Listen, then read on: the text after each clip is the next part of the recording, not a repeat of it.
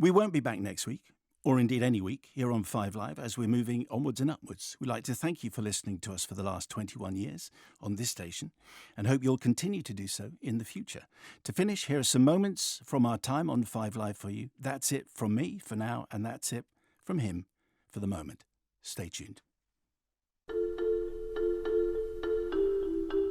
Movie conversation routine now, and for Mark Kermode is here, Brad Bird of Incredibles fame. Stand away from the platform because there is a large twist arriving on platform 4. Here it comes, there it is, signalling from the bong, bong, bong, bong, bong, bong, bong. Here comes the twist, here comes, and there is the twist. It's quantum, baby. Number 8 is, stand by everybody, House of Gucci. I'm a nominate. It's great. I love all my fellow friends, and it's wonderful if they nominate me. The ABBA songs, no matter what you do to them, they are what they are. You're sitting there from the perspective of the ABBA song, and Meryl Streep singing The Winner Takes It All, you think, you know what, this is actually really good.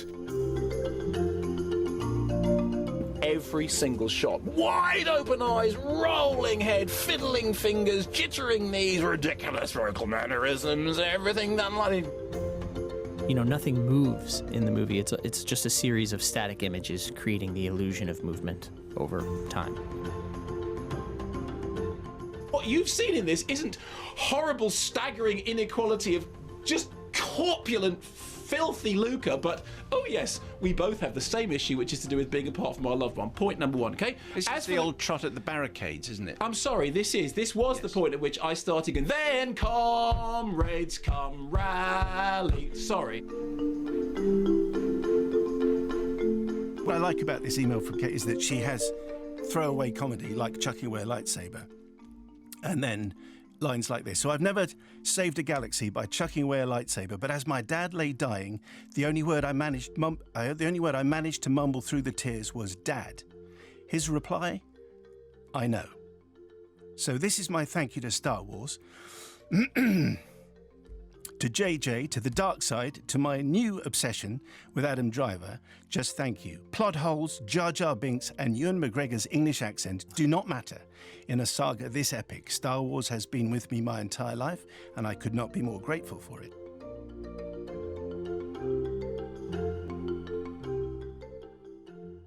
Basically, this is what happens when civilizations are about to collapse. In the case of Transformers 3, we all know that 3D is going down the pan. So this is the we last... don't, but you keep telling us. Fine, okay. Not quite the same. We'll have this conversation in a year's time, but this is the raving death throat. Now, there's this film that you've been mentioning. Babadook. Just say it with an ordinary voice. The Babadook Is out, and this is what Mark thinks. The tagline is, you know, if it's in a word or it's in a look, you can't get rid of the Babadook. I mean, it's no surprise. I do hate it. I absolutely hate it. I hate it. I loathe it. I despise it. I detest it. I feel contempt for it. I just... Everything about it rattles, you know, every one of my cages. And there's a number of reasons, but let's begin with something that was said in that interview when you said to Jeremy Piven, you said, you know, is it fair to say that this is how the women are portrayed? And he said, well, yeah, you know, what you have to understand is it's a male fantasy. Well, firstly, that's not an excuse. And secondly, this idea that there is such a thing as a male fantasy, just everybody wants to be part of that, I just totally reject. I realised what I had never seen or couldn't see until today. Are you ready? Going already, I should try and get through this paragraph. All along, these wonderful films have shown us that it isn't just Woody's story of loving Andy we have watched, but is also a story of all parents who, as best friends and treasured possessions of their children, dread that inevitable day when we too are played with no longer. Isn't that something else? Yeah, that's lovely. Stinky, smelly pets we, smelly pets stink. Smelly, stinky pets we, toilet fault. Stinky pants we, toilet fault. Stinky pants we, toilet fault we, toilet fault we, toilet we, stinky pants. I have to say that's a tirade of swearing.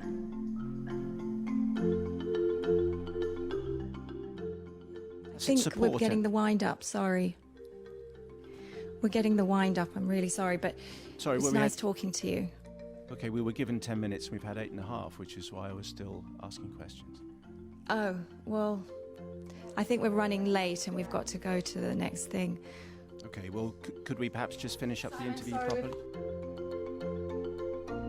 You're a timely guest on our programme, Tom, always. But Mark, who's our reviewer, who did the interview with you for Toy Story, he always says everything is going to be all right in the end, and if it isn't all right, then it's not the end. Okay. Ah, So that's what that's beautiful. listeners to this programme know and associate you with being the voice of reassurance and optimism. So, and this is specifically to Mark and to people who are not sure whether it's going to be all right in the end. What would you say? Either Mr. Rogers or All right. Mr. Hanks. There you go. You still cheery? You ready for this? 4 words. This too shall pass. You having a rotten day? You having a hopeless day? This too shall pass. You having a great day? You feel on top of the world? This too shall pass. It evens out. Life is a big bell curve. No matter how dark, no matter how wonderful, this too shall pass. Do you find that difficult to believe sometimes? No, I live and breathe it. I think that we've either sowed the wind and will reap the whirlwind, or we have sowed our fertile field and shall reap a harvest of gold. Preach, Tom.